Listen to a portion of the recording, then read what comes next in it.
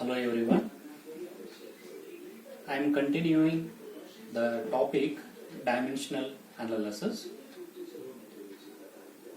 In the previous video lecture, we have seen the main types of the fundamental dimensions and dimensional homogeneity and how to write, very important thing, how to write the MLT form of the any physical quantities.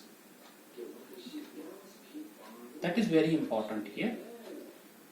Next, one question arises here. Why we do this dimensional analysis? What is necessary? The necessity is when the complexity of the problems arises. For example, if we took any physical problems that are related to the fluid mechanics, because we are studying here now fluid mechanics. For example, when the fluid is flowing through the pipes,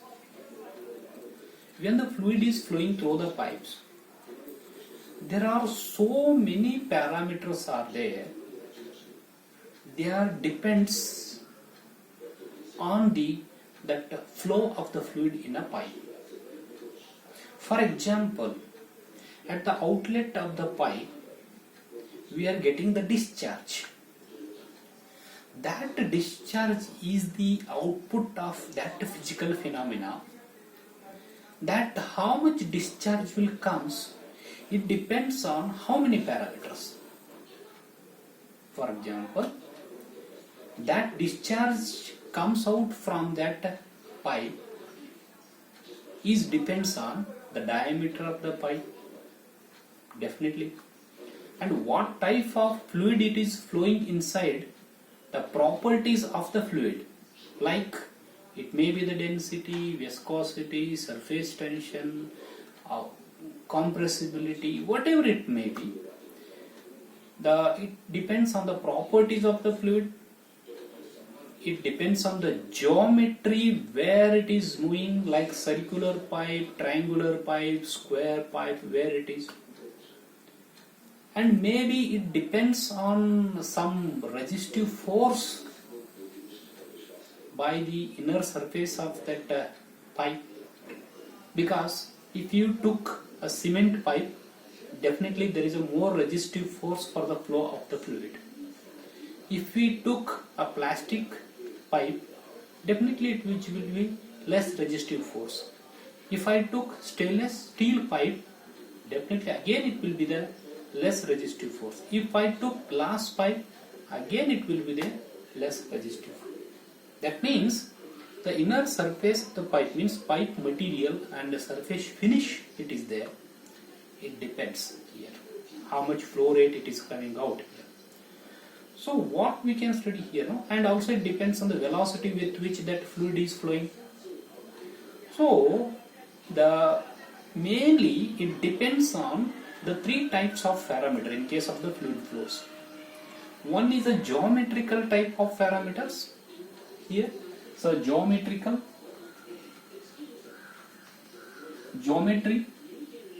and the next one is the dynamic type of parameters, dynamic set of problems. Geometry means length, width, diameter and radius. All these comes under the geometrical parameters. Dynamic parameters means velocity, acceleration. So velocity it is there, acceleration and all. It is length, width, diameter, radius will comes here now. And next, also it depends on the properties, that is properties of the fluids here, like it may be the density, viscosity, surface tension, like that. It depends on that also. There are some fluid properties here. So in physical problems of the fluid mechanics, if the number of variables are very high numbers are there, for example, if the discharge will depends on some 7-8 parameters, like some geometrical parameters, some are dynamic parameters, some are property related parameters. Then the problems will become very complex.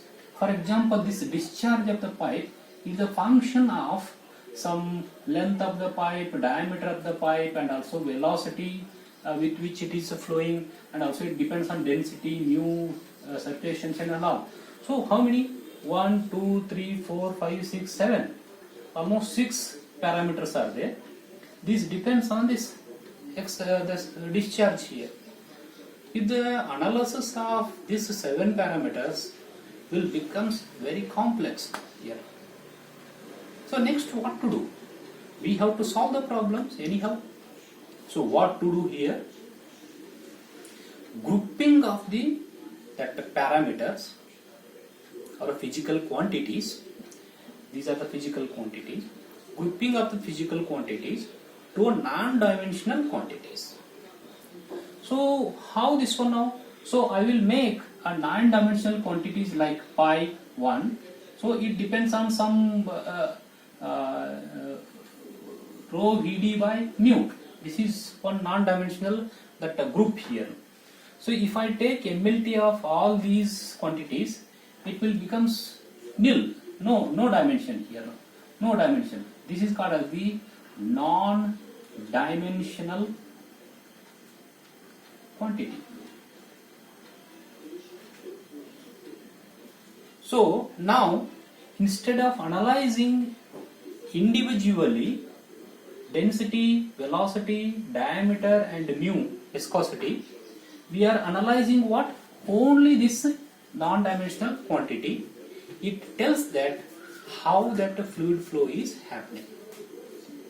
Now the analysis of the problem will become very simple, because at a time, by the only one non-dimensional quantity, we are analyzing the 4 physical quantities at a time. So this is rho Vd by mu, which is called the Reynolds number. It is a Reynolds number here. So Reynolds number is a non-dimensional number. Like that, many numbers are there. So if you analyze this Reynolds number, definitely we will analyze all 4 quantities here. So the problems will become very simple for the analysis.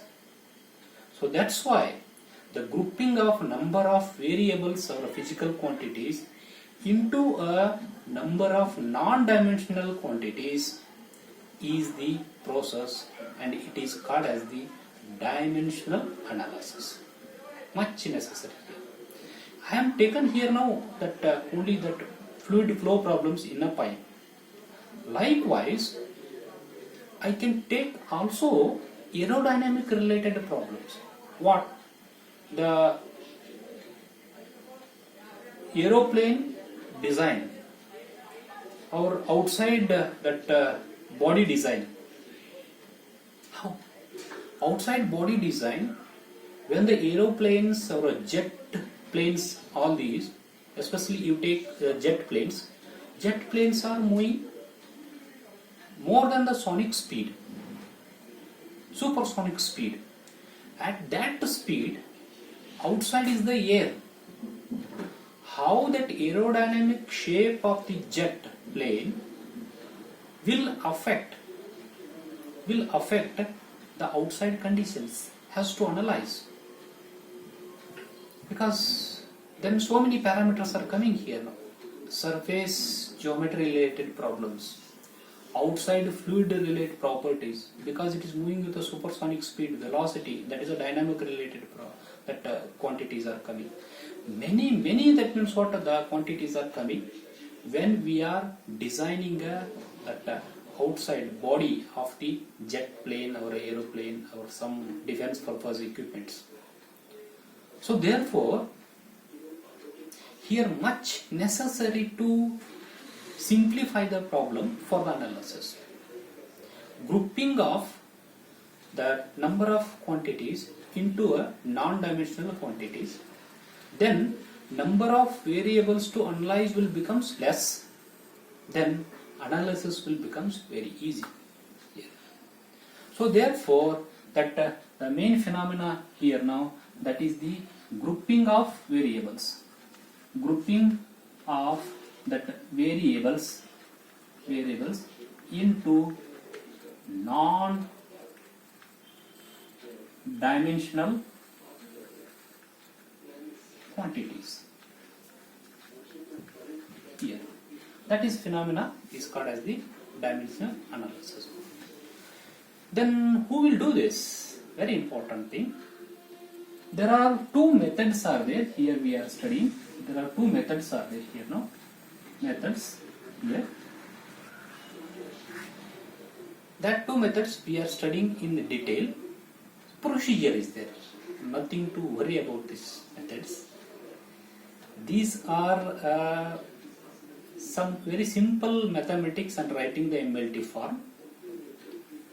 Procedure has to follow for that two methods. One method, it is called the Rayleigh method. Rayleigh method, and another one is Buckingham pi theorem. Buckingham's pi theorem. So these are the two methods. By these two methods, we can group a number of variables into a non-dimensional quantity. When these two methods are applied, that is a very important thing here. The Rayleigh method is restricted to a number of variables in the physical problems.